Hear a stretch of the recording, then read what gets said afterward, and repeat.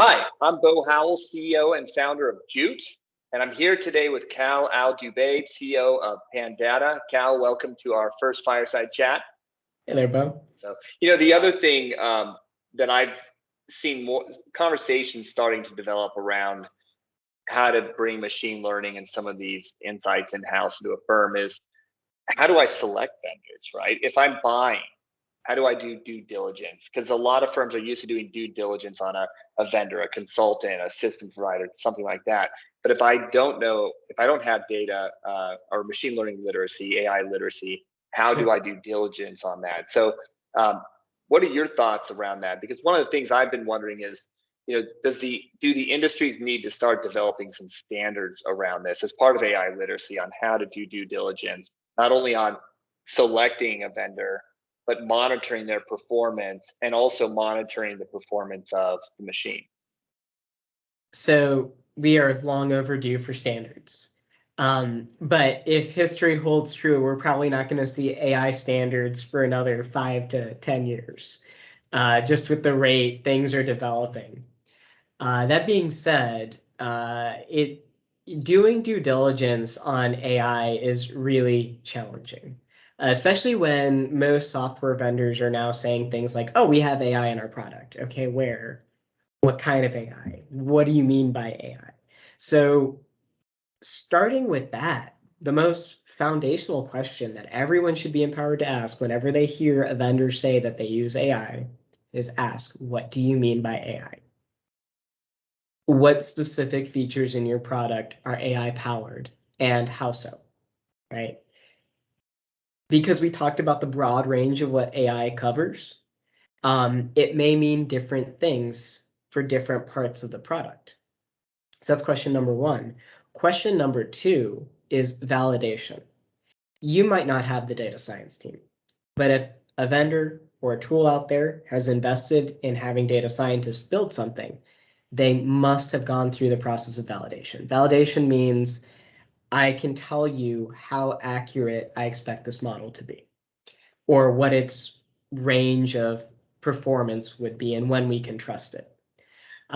If they're not able to speak to that or can't find documentation to point to that, that's a big red flag. Validation is so important. And the thing with machine learning and AI that we have to understand, it's all about patterns. It's not built to be 100% right all the time. It's built to handle a wide range of variability within known constraints or parameters, or perform at a certain level of known accuracy, right? Maybe it's 80%, 90%, 99%, whatever it is, it's not 100%. And so we need validation to understand that and have that measured. So that's another question that you can ask. And then finally, last question that I like to ask, especially when you're operating in regulated industries or in situations where there may be potential unintended consequences. How do you deal with managing potential biases in your data? Again, another really important question that a solid vendor should be able to answer.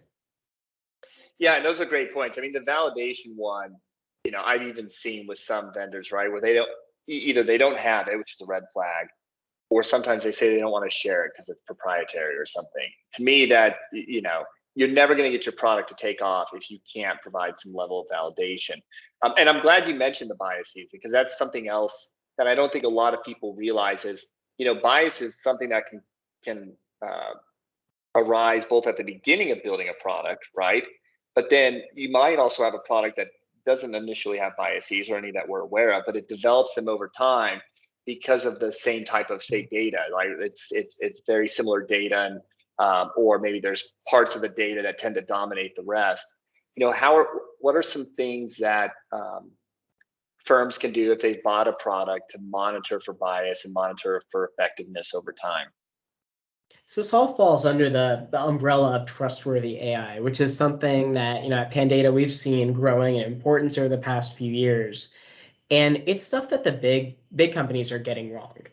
And if the big companies are getting it wrong with all the safeguards they put around it, that means the rest of us have to be extra diligent when it comes to these things. step one is awareness. What is bias and how might it impact a solution? Like, what does it even look like? If you don't know what it looks like or what it could look like, how can you defend against it? Right? So, some examples of how this is manifested, actually in big ways that we've all seen, Apple's credit card product. When they initially came out with the product, the algorithms to determine the credit limit had gender bias baked into them. A credit card offer could go to the same household, and a man living in that household, forget about spouses, just the man living in that household, would get offer a higher credit limit than a woman living in the same household. That was not by design, I guarantee you. Right. Absolutely. Well, and that's an important thing to realize. And bias can show up even when people don't mean it to, right? It doesn't mean that the people developing it had anything nefarious going on, right?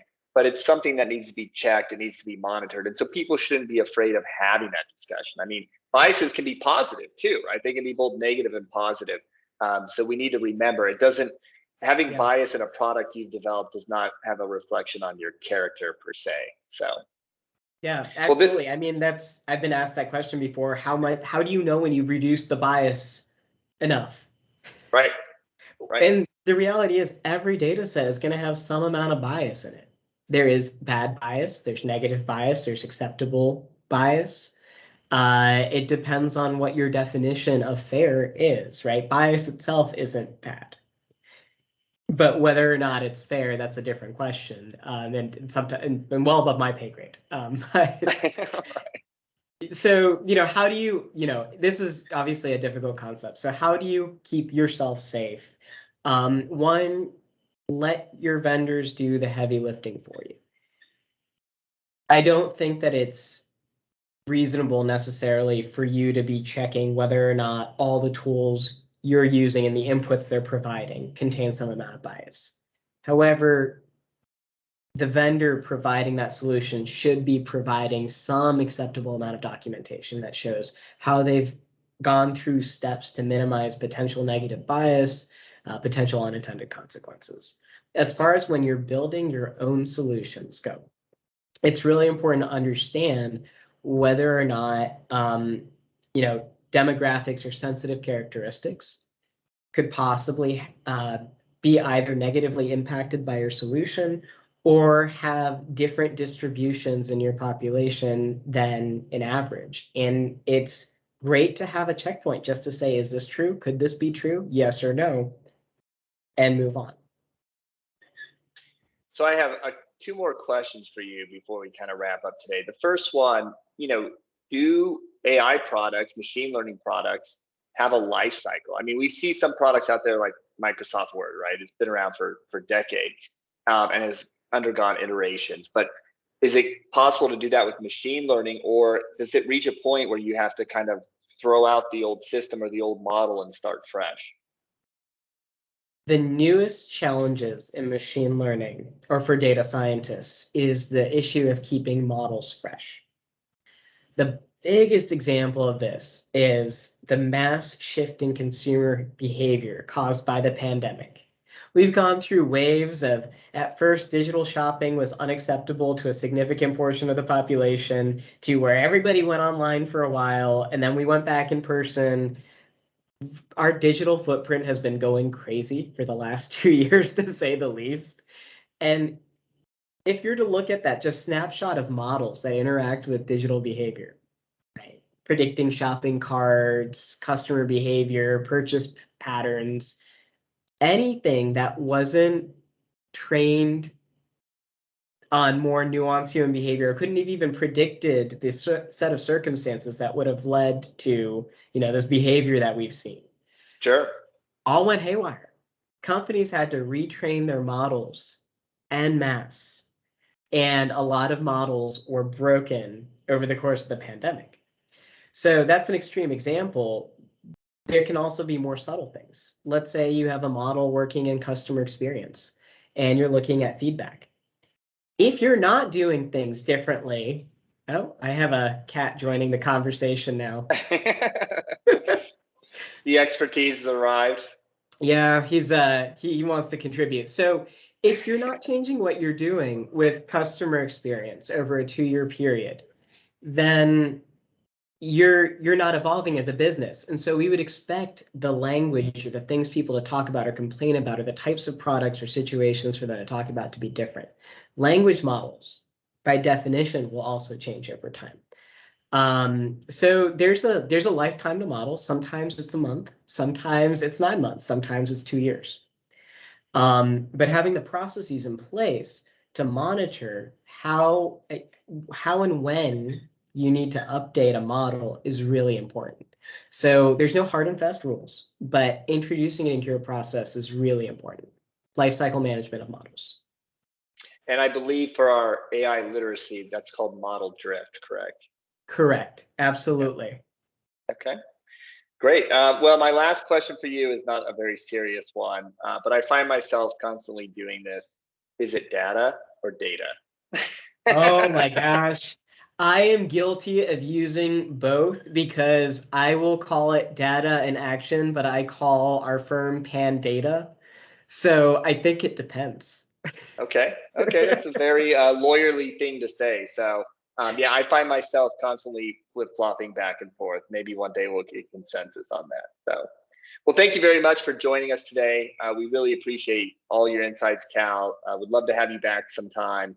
I think continuing to drive this AI literacy is something that we should just keep pushing for. So thanks for being here. Yeah, my pleasure. I had such a great time in the conversation.